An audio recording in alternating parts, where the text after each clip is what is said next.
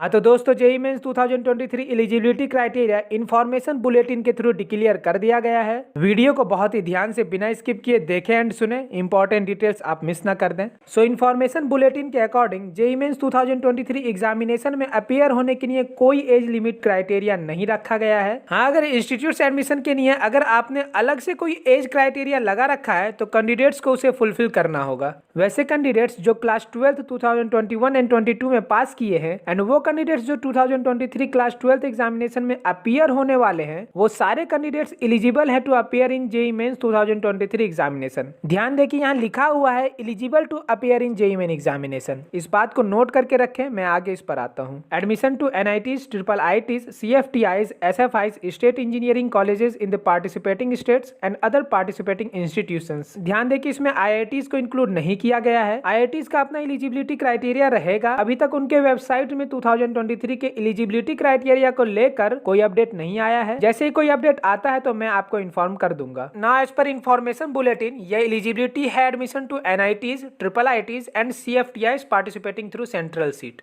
Allocation board CSAB. यहाँ CSAB के eligibility से क्या मीनिंग है यह क्लियर नहीं है। JoSAA and CSAB only seat allotting bodies है, उनका एडमिशन एलिजिबिलिटी क्राइटेरिया से कोई रिलेशन नहीं होता है।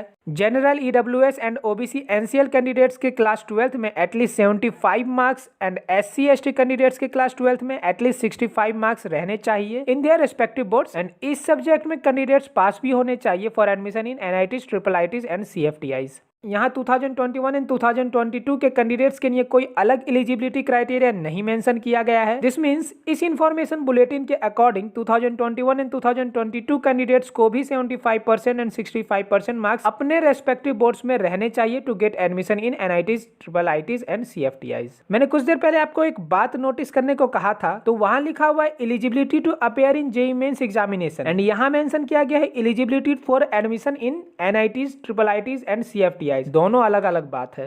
तो मैं अपना पॉइंट ऑफ व्यू बताता हूं। जेईई मेंस एग्जामिनेशन के एलिजिबिलिटी क्राइटेरिया के साथ कोई दिक्कत नहीं है। Eligibility criteria only class 12 boards में पास होना मेंशन किया गया है। सो सारे candidates of year 2021, 2022 and 2023 eligible है to give JEE Mains examination. Now admission eligibility criteria पर आते हैं। यहाँ दो गलतियां हैं। फर्स्ट, टॉप 20 परसेंटाइल मेंशन नहीं किया गया है। काफी सारे ऐसे स्टेट बोर्ड्स हैं जिनका 20 परसेंटाइल 75% से नीचे रहता है। मेरा खुद 2019 में टॉप 20 परसेंटाइल के थ्रू एडमिशन हुआ था, क्योंकि मेरा 75% के जस्ट बिलो टोटल मार्क्स है। And second one is that 2021 and 2022 candidates के लिए कोई अलग से एलिजिबिलिटी क्राइटेरिया नहीं मेंशन किया गया है। तो वैसे कैंडिडेट्स जो 2021 एंड 2022 में बोर्ड्स पास किए हैं एंड जिनका 75% या 65% से नीचे मार्क्स है, उनको पैनिक होने का बिल्कुल भी जरूरत नहीं है। As per my view, NTA को इन दो एलिजिबिलिटी क्राइटेरिया को मेंशन एंड रिवाइज करना ही पड़ेगा। मोस्ट प्रोबेबली उनसे ये दोनों पॉइंट मिस हो गए हैं। जल्द आपको रिवाइज नोटिफिकेशन देखने को मिलेगा। मोस्ट प्रोबेबली 75% और 65% मार्क्स और top 20 percentile eligibility criteria only 2023 के स्टूडेंट्स के लिए ही रहेगा। 2021 एंड 2022 में पास्ट स्टूडेंट्स को इस क्राइटेरिया से रिलीफ दिया जाएगा।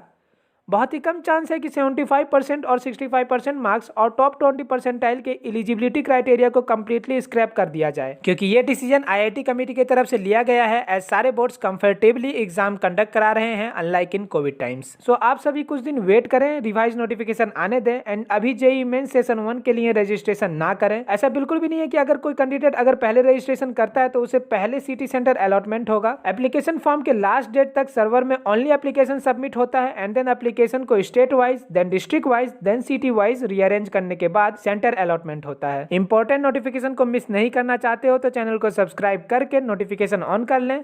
तो मिलते हैं आपसे नेक्स्ट वीडियो में। Till then take care.